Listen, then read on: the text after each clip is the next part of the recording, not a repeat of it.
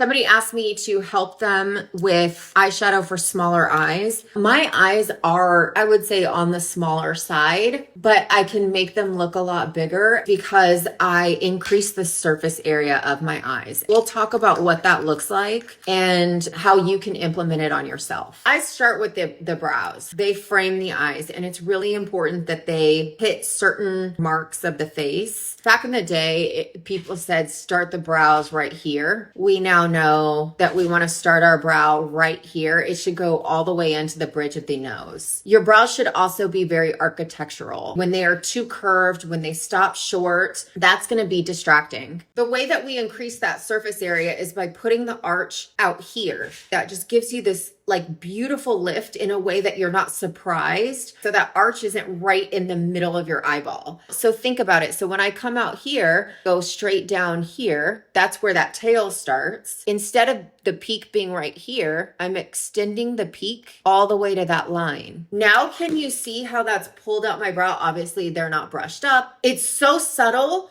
But instead of it being right here, I've given myself a millimeter or two. I'm going to show you how to find the peak of your brow using this brow because it's a little short. Start underneath the brow where it should be. Carry it all the way through the brow. That's where your brow should start falling. We don't want to go up in the middle. That's surprised. That actually ages you. If you see women that like arch into an arc, it reads older. It's like those old facelifts. Next, I'm going to use a liquid just to show you how to increase the surface area of your eye with eyeshadow. A lot of people keep their shadow right here around their eye. They follow the crease, they stop like this. Our eye is from the bridge of our nose all the way to the tail of our brow. That's why the brow is that first starting place. So by coming out here to the tail, and I can feel my orbital bone and I'm following it. You can see how this shortens, makes the eye look small. And look, this has increased the surface area. The other thing you can do is take your liner, start from the apex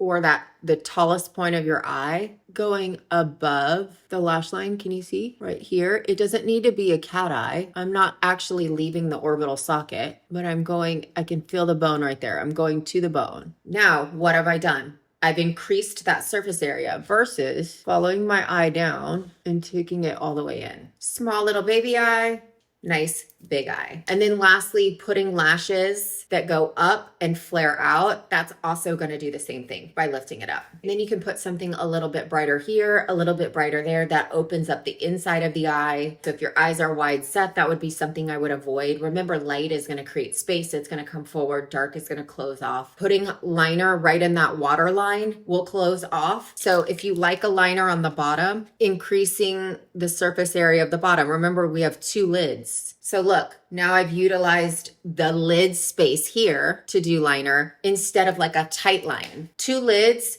utilize both that space to create a bigger surface area.